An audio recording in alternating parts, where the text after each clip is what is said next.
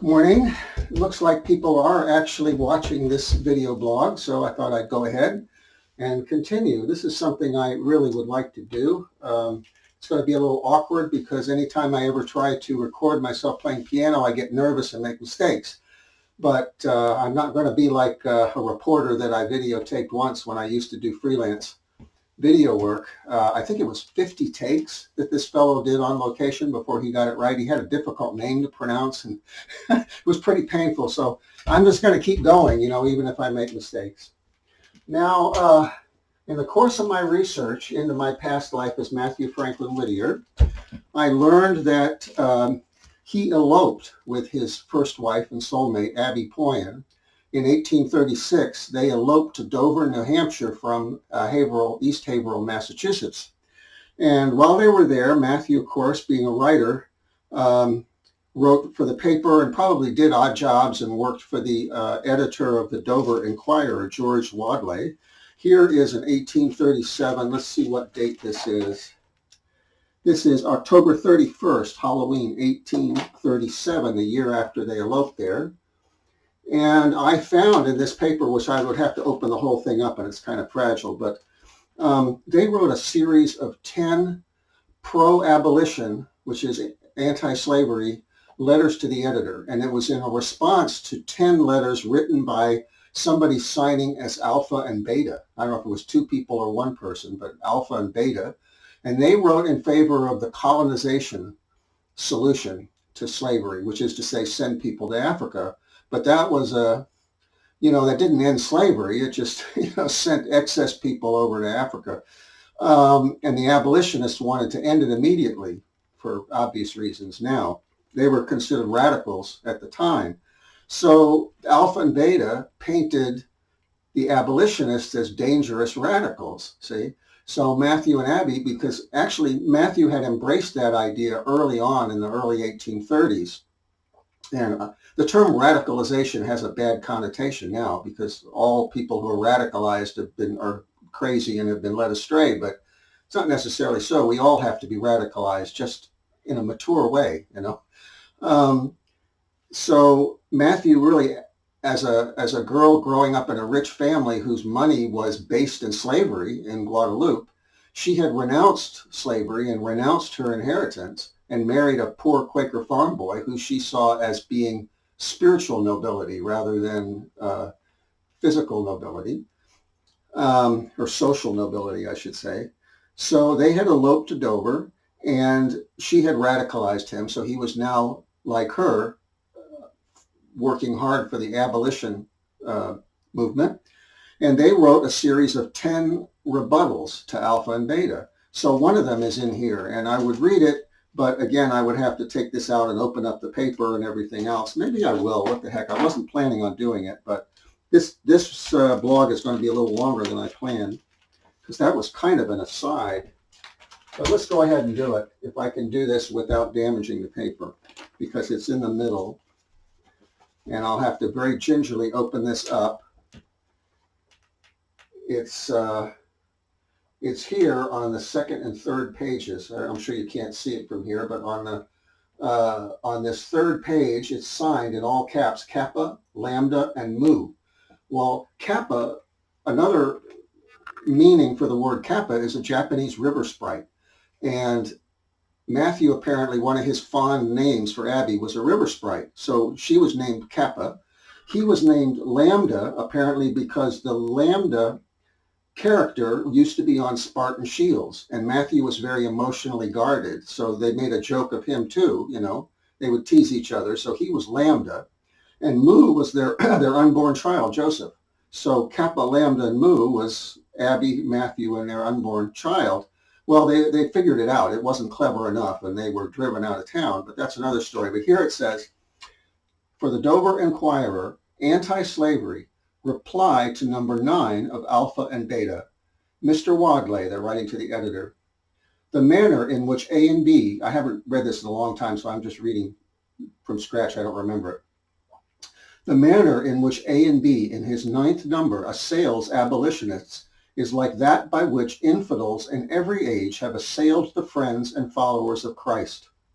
The same kind of sophistry, unfairness, and charges of being ignorant and obstinate ultraists and fanatics are used against them. There is hardly an allegation in the whole article which might not, in a similar manner, be applied to the apostles and to the great reformers who purged the church from the abominations of popery. Now, Abby was raised Catholic, so she apparently allowed this. A.B. seems to think the character of abolitionists fitly delineated by Mr.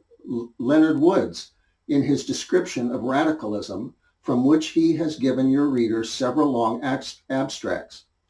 Without alluding to that description, which seems to be rather a fancy sketch, which means fanciful, we say that it is a question whether the charge of being radicals belongs to abolitionists. And he goes on to define what a radical is and whether the abolitionists fit it and so on.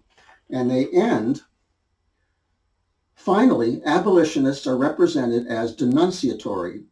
We believe slaveholding to be a great sin against God. We know that he abhors robbery for burnt offering. Therefore, we denounce slavery as a sin. We denounce men stealers and slave drivers and buyers and sellers as sinners. We denounce against them not any threats of our own, but the threatenings of God's word.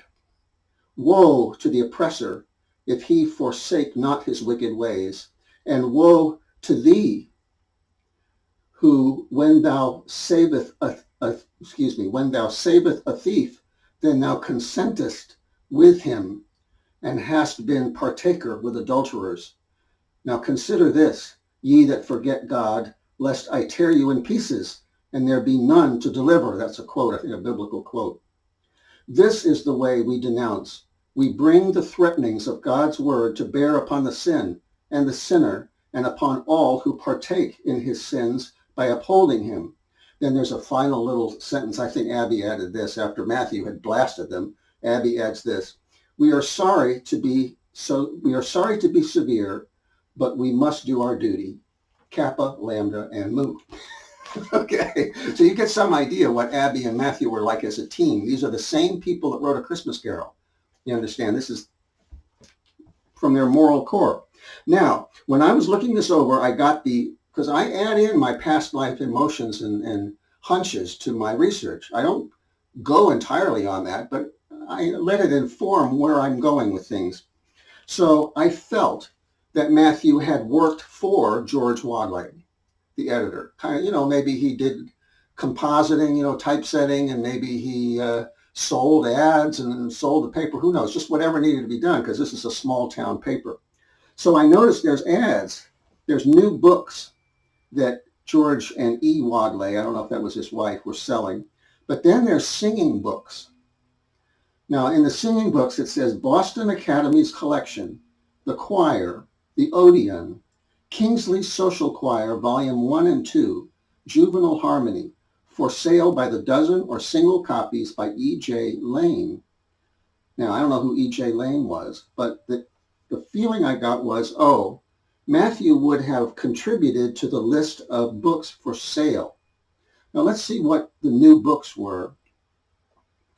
Memoirs of the Life of Sir Walter Scott, The Savings Bank and Other Stories from Real Life, Directions for Cookery by Miss Leslie, Dr. Combe on Digestion and Dietetics, Pickwick Club, Dickens, The Americans in Their Moral, Social, and Political Relations by Francis J. Grund, Janet Hamilton, 2 novels, Life of Walton the Highwayman. Now, I know what Mathew liked. I know the things that he wrote. I've really got it all down. These are the kind of things Mathew would have liked. He liked Dickens. He wrote a book about a highwayman himself in 1845, so he was fascinated by highwaymen, especially gentlemen highwaymen. Of course, Americans and their moral, social, and political relations he would have been fascinated with. He had stomach problems, so he would have been interested in the one on digestion and dietetics. So I had the feeling that Mathew and Abby were the ones who recommended the books. See? So then I come down here and singing books. Well, that's going to be Abby's recommendation. And I just read those. That means that some of these would have been Abby's books, see, that she recommended. That was my logic and informed by my gut feelings. So I bought one. Here we have Volume 1 of Kingsley's Social Choir. I got into this. Now, Abby, who's in the spirit realm, has been trying to teach me piano for years because I would like to channel her. And she says, well, before I could channel with you, you have to learn to play, you know, and that's been years and I'm still struggling. And what I felt like she told me, because I get her thoughts as bursts, you know, in my subconscious mind, she says, you don't have the right brain for it. Now, I'm pretty sure I was a really good organist back in the 1600s or something. But she says, you don't have, your brain isn't wired right for music in this life. So therefore, it's a struggle for me. But still, and the other thing is that if I play something wrong, you know, normally I used to take organ lessons as a kid. Normally, when you're taking lessons and you play something wrong, the teacher will immediately say, stop, you know, and then she'll play it for you or he'll play it for you to show you how it's done. Well, Abby can't do that for me, you know, disembodied. So probably I do get her prompts and I do get certain methods that she has. For example, one of the things she really likes is for me to just master one thing, one little thing. And when I get something right, she says, stop. I feel it from her, stop. That's it. Put it away. You know, it could be like 3 minutes or 15 minutes or, you know, 5 minutes. And she says, stop, end on a, you know, end on a good note, so to speak, end on a success. And then it'll stick in your mind. And the next time you sit down, you'll have that, see? Whereas if you keep playing, it won't get hardwired in there. So she's getting around my brain wiring, apparently, with this technique. Anyway, I went in here, and this is where my past life subconscious emotional memory comes in. I could immediately tell the ones that Abby used to play for me. And not only that, I know I remembered specific things like the parts that we really liked or what she would do when she hit certain phrases, you know, or we would sing certain things together. And, you know, I remembered emotionally, not, you know, through my emotions, because there is emotional memory. So anyway, what I'm going to try to do is to play a little bit of this. This is hard for me, but I'm going to play a little bit.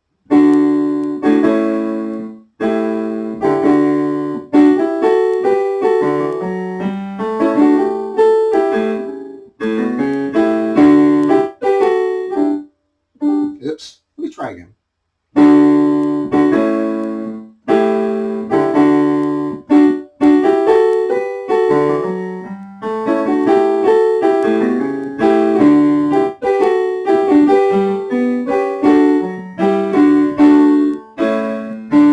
That's all I'll try.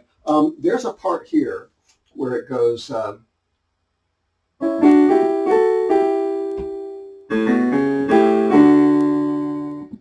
let's see.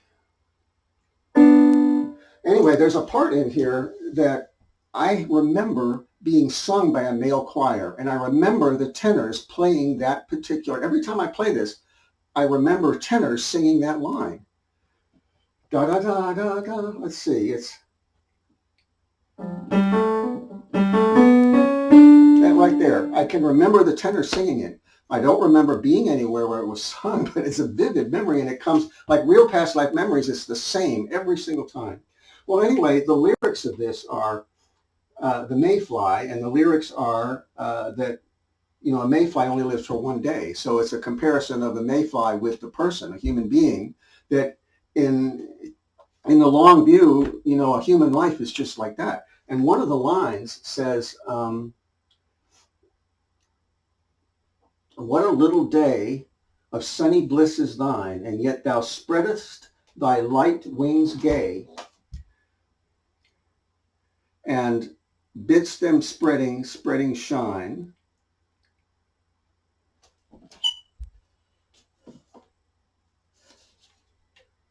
Says, unmindful of the blast, and careless while 'tis burning noon, how short that noon is past. And here it says, how short that noon has passed. And that goes, well,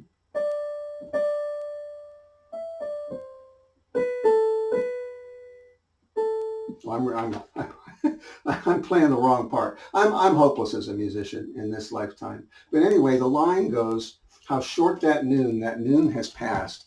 And I remember us singing it together and looking at each other. And she was trying to teach me spirituality. See, Abby was deeply spiritual and I was like a cynical philosopher. So she was very slowly teaching me mysticism and spirituality. And she would emphasize that line. She was trying to teach me how brief this life is, how short that noon has passed. Already, as soon as you say it, it's already passed, Well, I lost Abby, in like 3 or 4 years after that. We were only able to be together as a married couple for 5 years. And I spent the rest of my life grieving for her. And during some of that time, I tried to do what I'm doing now, which is to keep connection with her. Then I didn't have the faith for it. Now I do. But anyway, that's one of the songs that I'm absolutely 100% sure that she played for me. And there are others. Let's see if I can find one of the other ones that I know she played, because I don't know how to explain how I know, How do you do that? How do you explain that? But I'm not guessing. This song is called, it's right before, I wanted to mention about this one. This says Glee, because it's a Glee, the Mayfly. And I remembered that I used to joke with her. I said, the name of this is Glee the Mayfly. Like it's his name. She says, well, why is it Glee the Mayfly? And I said, well, he gets one glorious day of sex and then he dies. And I remember her being mortified, or at least pretending to be mortified. This is Victorian era. See? I think she was a little upset at the idea of me, imagining having glorious sex with a whole bunch of, other women. But I mean, it was just a joke, I can remember jokes I made that kind of backfired a little bit too. Anyway, this one was Glee the Mayfly. So right before Glee the Mayfly is a duet called What Fairy Like Music.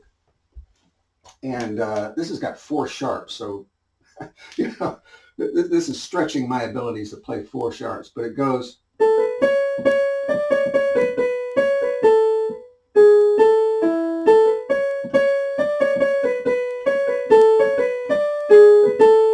Like that. And the words are, what fairy-like music steals over the sea, entrancing the senses with charmed melody. What fairy-like music steals over the sea, enchanting the senses with charmed melody. 'Tis the voice of the mermaid that floats o'er the main. I'm getting goosebumps.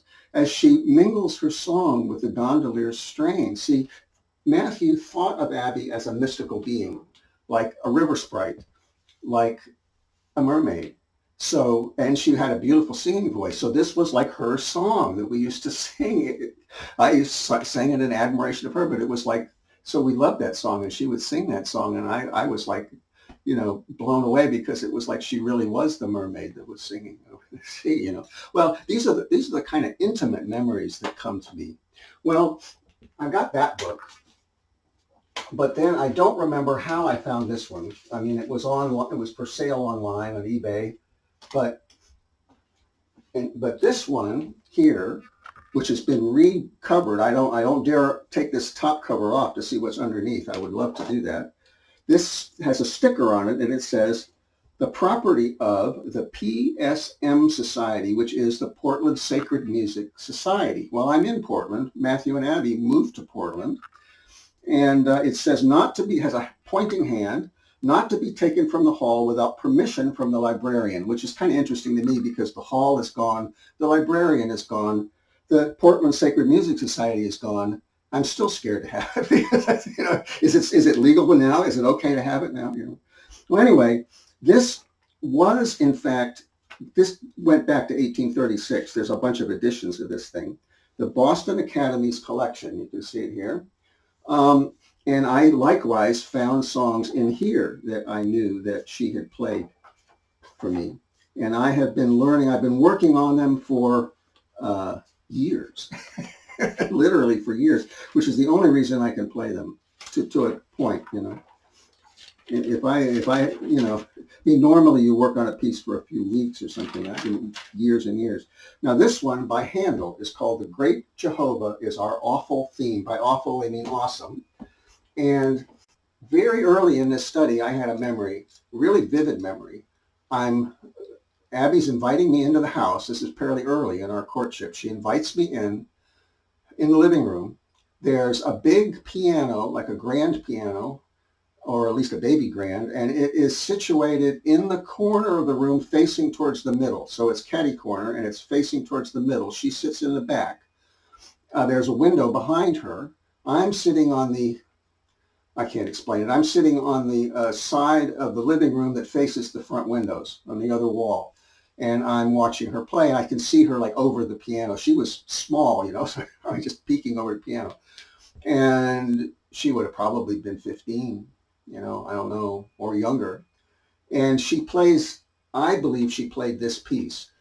And what I felt from Abby was she did it partly to test me, because she knew that she wanted to marry me someday, although she hadn't told me. She picked me out basically as her future husband, and she was psychic, so she probably felt that we were soulmates.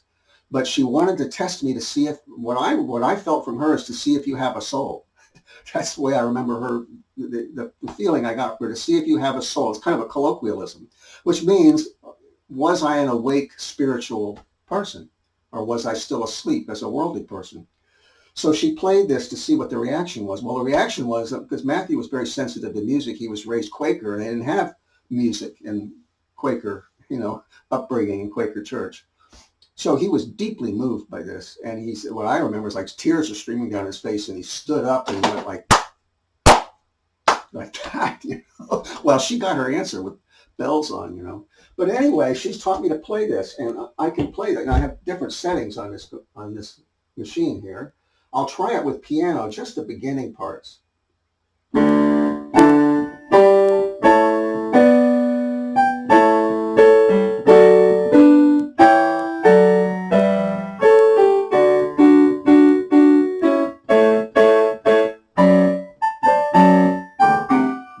I'm nervous.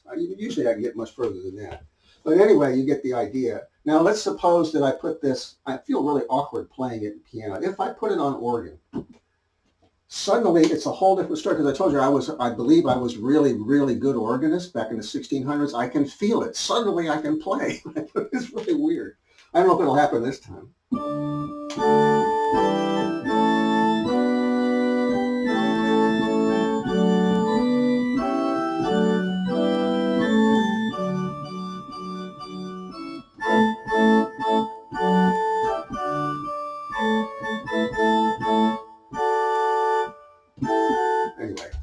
Anyway, but I'm nervous. I just can't play. But I believe this is the one that she actually played for me. Now, because this book came from Portland, Maine, because it was part of the library of the Portland Sacred Music Society, which I think Abby might have volunteered for, she could have played from this actual book. Okay, I feel that she did, but I can't prove it. There's nothing in here. There's a couple little places where somebody's penciled in things. There's nothing like in her handwriting. She would not have signed it, of course, because it would have been a borrowed one, But let's see, there's another one here that I learned. Being so nervous, I probably can't do it. But let's see if I can play this. Give you an idea. But this one, I feel that she played. This is by Haydn. It's called Sound Aloud Jehovah's Name. And I think she played this for Christmas. I have a feeling that this was a Christmas piece.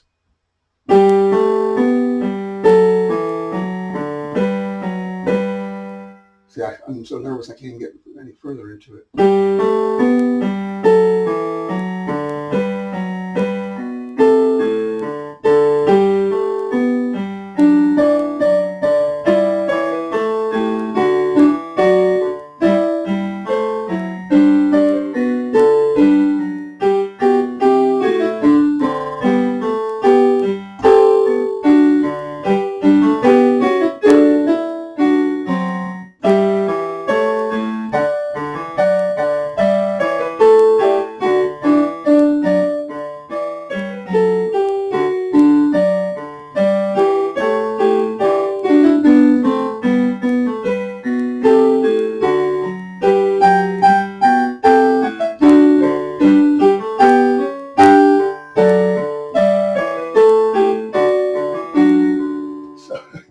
See, so Abby's taught me that, and it took me years to get, I can pretty much play this whole piece, but it gets a little difficult into the following pages. I didn't want to try that. But you can feel the energy in this thing.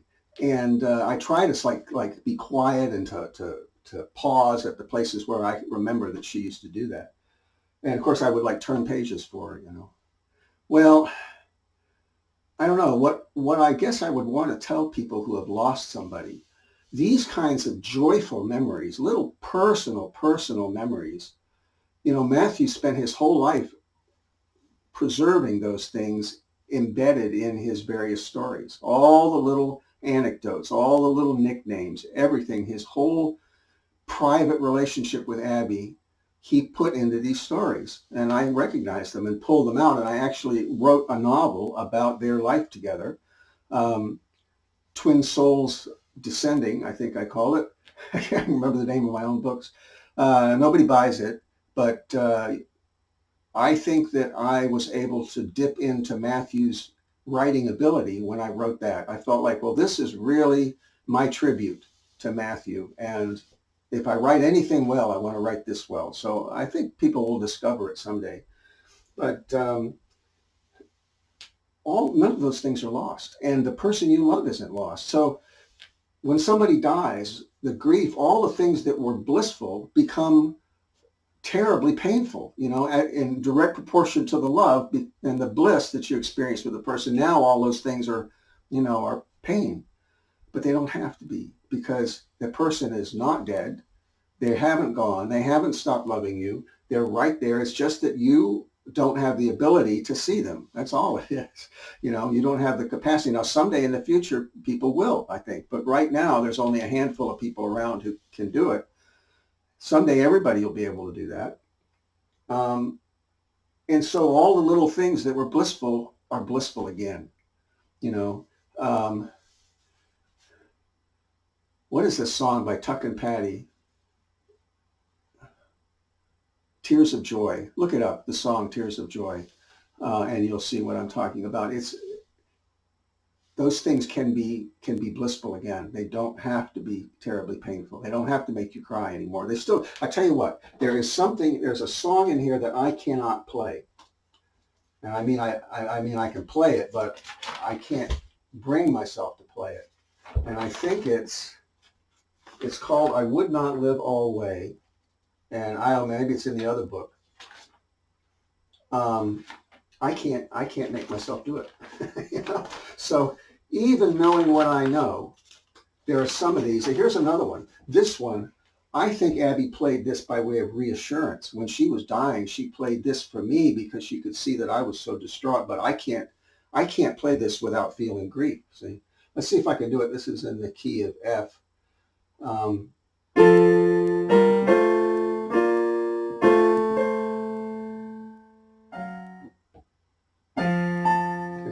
I haven't practiced this.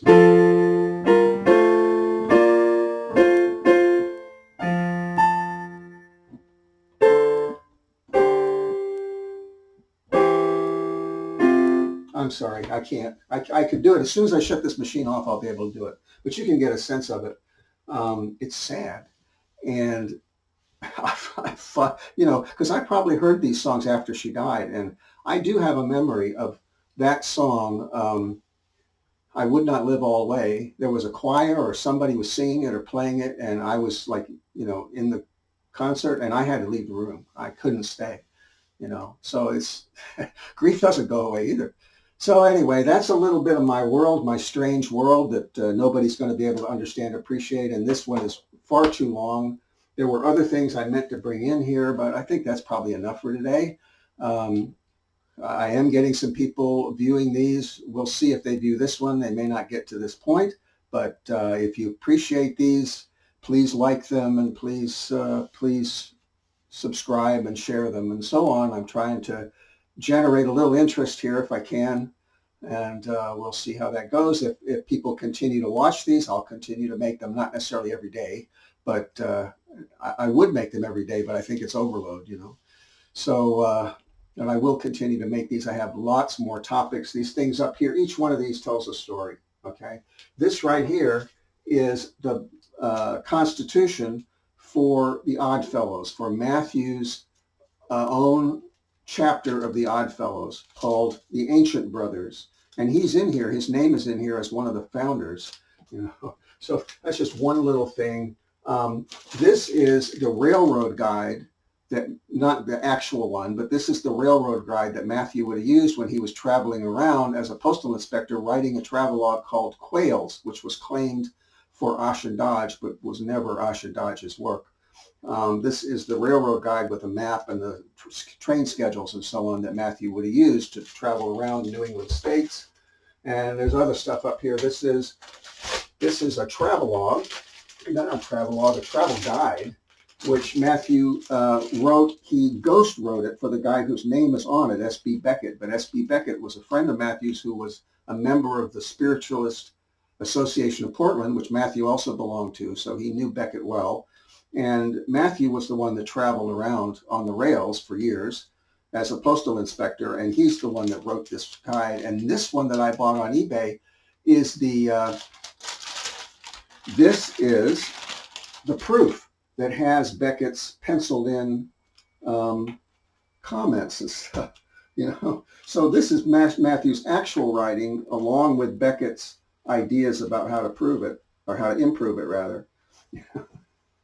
Most of which were not really improvements. Occasionally Mathew would get something wrong, like the river was only 30 feet wide and he said it was 60 or 50 or something like that. But most of the changes are not improvements. Save this for later. This is something that actually Mathew purchased in Europe that ended up coming back to me. So I got all kinds of things, and this is just this little shelf, which is for display. I got a whole shelf full of stuff and a cabinet back here. So I hope you're enjoying these. I will share a lot more stuff as time goes on if people keep watching. That's the whole thing. I'm not going to do these for nobody, but if people like it, I'll do them.